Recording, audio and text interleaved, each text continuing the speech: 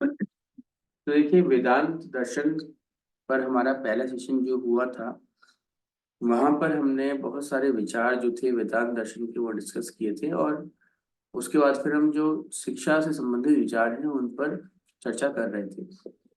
जहां पर सबसे पहले तो शिक्षा का उद्देश्य क्या होगा इस दर्शन के अनुसार, तो उद्देश्य है अविद्या का नाश करना, अज्ञान को दूर करना। गुण क्या होगा, किसी भी विद्यार्थी के लिए गुण, कैसे गुणों की कल्पना की गई है, तो विवेक, विरक्ति, संयम, और चौथा गुण है कर्म व उपासना। चार गुण बताए गए हैं। वो अगर आपसे नंबर पूछेगा तो चार याद रखिएगा। इसमें भी संयम जो है, संयम के छह है ना नंबर बताए गए हैं: सम, दाम, उपरति, प्रतीक्षा, समाधान, ज्ञान व श्रद्धा। पाठ्यक्रम की चर्चा करते हुए दर्शन तीन प्रकार से पाठ्यक्रमों का वर्गीकरण करता है। पहला प्रतिभाषिक, जिसको पारलौकिक विषयों से पूर्ण बताया गया है। दूसरा है व्यवहारिक, जो कि मनुष्य के व्यवहार में, जो कि मनुष्य के व्यवहार से संबंधित है। इसके बाद तीसरा है पारमार्थिकी, जो कि लौकिक विषयों से संबंधित है। अब हम बात करते हैं इसके अनुसार जो विधियां हैं कौन कौन सी है। बहुत सारी विधियां हैं, देखिए आपके समक्ष हैं ये, जिसमें अध्यारोप विधि है। ठीक है, अध्यारोप विधि क्या है?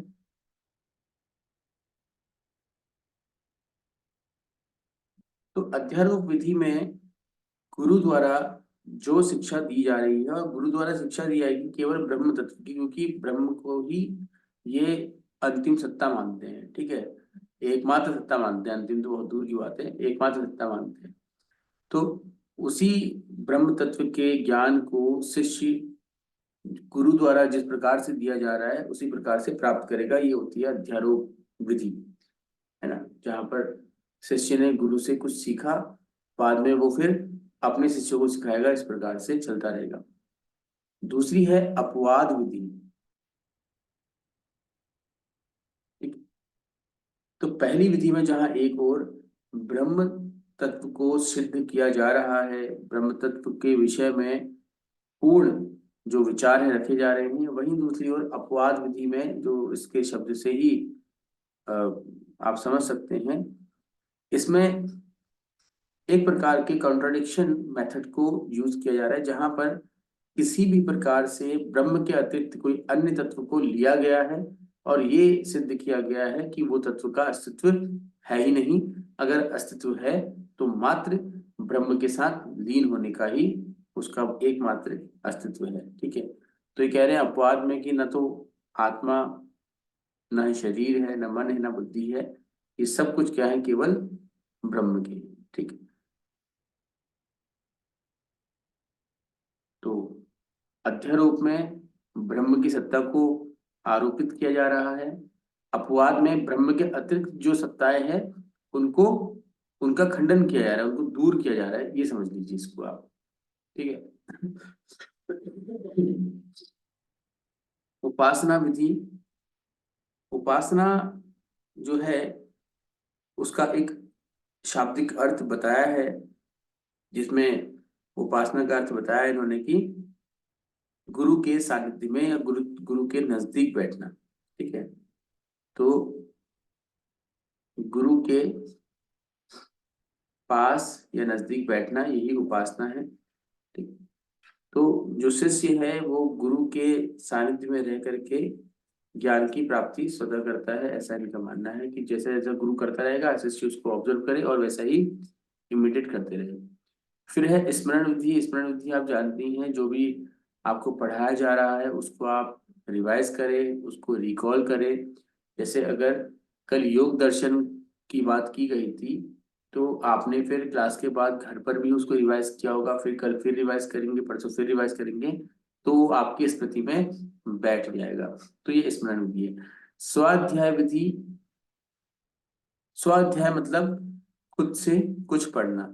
ठीक है, तो गुरु जब तक साथ में है तब तक तो खुद से पढ़ने की कोई बात ही नहीं, सब कुछ गुरु बता ही रहा है। लेकिन अगर ऐसा होता है किसी कारण से, जो बच्चा है वो अपनी शिक्षा पूर्ण करने के उपरांत, है ना, गुरु से दूर हो जाता है, या फिर किसी कारण से गुरु शिष्य के समक्ष नहीं है, तो उस स्थिति में भी शिष्य जो है वो अपनी पढ़ाई को जारी रखने के लिए स्वाध्याय करेगा।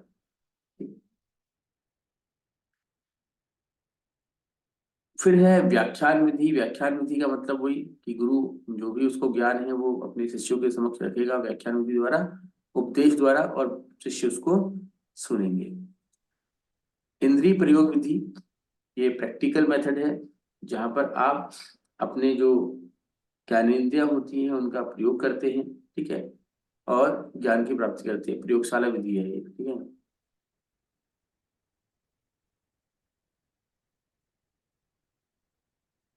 फिर है नवधा विधि। तो इसको नवधा विधि भी कहते हैं, नवधा भक्ति भी कहते हैं। और इस विधि पर सबसे अधिक जो प्रयास किया है या फिर जोर दिया है वो आपका है रामानुजाचार्य, रामानुज और वल्लभाचार्य ने।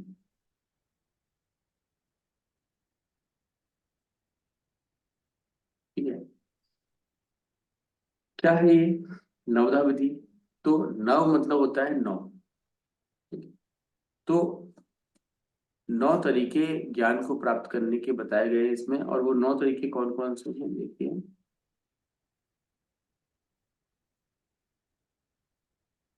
पहला है श्रवण, सुनना। फिर है कीर्तन, दोहराना बार बार उसको। कीर्तन में ये तो करते हैं, कोई एक गीत होता है उसको जोर जोर से बोल करके पढ़ रहे होते हैं। फिर है स्मरण, ठीक। फिर है आपका पाद सेवन। फिर है अर्चन, वंदन,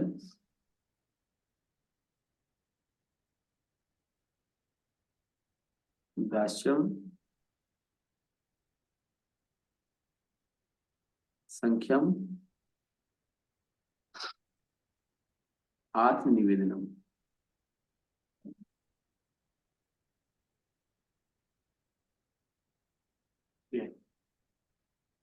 तो श्रवण, कीर्तन, स्मरण, पाद सेवनम, अर्चन, वंदन, दास्यम, संख्यम, आत्मनिवेदनम। ठीक है, तो 1 2 3 4 5 6 7 8 9, ये 9 जो वो है आपकी विधियां हैं, जो किसी प्रकार, इसको नवदा भक्ति के नाम से भी पुकारा जाता है। हाँ, तो श्रद्धा पूर्वक पूर्ण समर्पण के साथ ये सब कुछ अपनाने वाला जो माध्यम है उसी को नवदा विधि कहा है इन्होंने।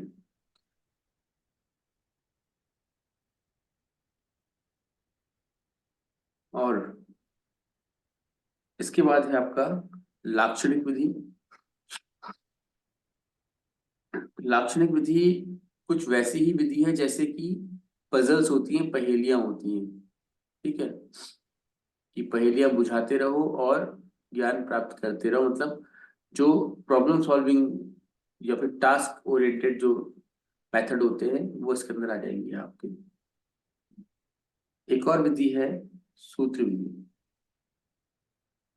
ठीक है, फॉर्मूला मेथड कह सकते हैं इसको हम, कि जो भी नॉलेज है, जो ज्ञान है, उसको सूत्रों में बांध दिया गया है, और जो शिष्य है, जो छात्र है, उसको उन सूत्रों का बोध कराया जाता है, और उन बोधों के आधार पर वो आगे अपना ज्ञान प्राप्त करता है। जैसे बहुत सारे गणित, विज्ञान और जो व्याकरण के सूत्र हैं उनकी यहाँ पर बात की गई है, ठीक है। तो सूत्र आप जानते होंगे, बताने की आवश्यकता है नहीं ऐसी कोई खास। ये तो रही विधि की बात। अब शिष्य और शिक्षक के संबंध में क्या कहा गया है, तो शिष्य के संबंध में तो बात को पहले ही बता दी आप लोगों ने कि शिष्य को 4 गुणों से युक्त बताया गया है ना। शिक्षक कैसा होना चाहिए? तो शिक्षक वो होगा जो बच्चों को ब्रह्म तत्व का ज्ञान दे सके, अब वो ब्रह्म तत्व का ज्ञान तभी देगा जब उसको खुद ज्ञान होगा। तो ब्रह्म ज्ञानी होना चाहिए शिक्षक, मतलब उसको ब्रह्म तत्व का ज्ञान हो, और अगर उसके ब्रह्म तत्व का पूर्ण ज्ञान है तो वो स्वतः ही ब्रह्म ज्ञानी बन जाएगा। ठीक है।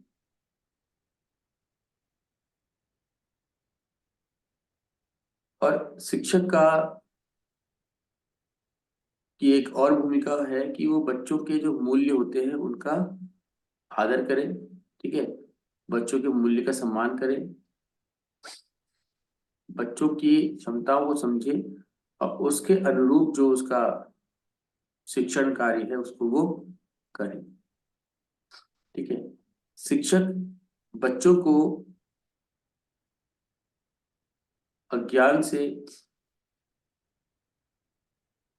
ज्ञान की ओर और अविद्या से विद्या की ओर ले जाने वाला हो, अज्ञान से ज्ञान की ओर और विद्या से विद्या की ओर ले जाने वाला हो। ठीक है। शिक्षक ऐसा हो जो बच्चे के मोक्ष प्राप्ति में उसका मार्गदर्शन कर सके, इस प्रकार की कल्पना शिक्षक के रूप में की गई है।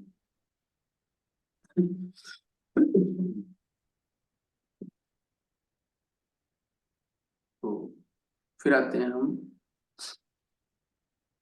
वेदांत के अनुसार अनुशासन कैसा होना चाहिए। ठीक।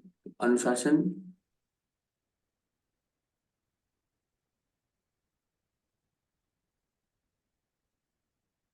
अनुशासन के विषय में वेदांत दर्शन कहता है कि बच्चे आत्म अनुशासित हो, यानी कि उनमें आत्म संयम हो, धैर्य हो, स्वयं से किसी प्रकार के दंड आदि के माध्यम से बच्चों को अनुशासित नहीं करना है। बच्चों में सिर्फ आत्म संयम पैदा करना है जिससे कि वो अनुशासित हो सके। ठीक है। और इस आत्म संयम में क्या होगा कि उसका अपने इंद्रियों,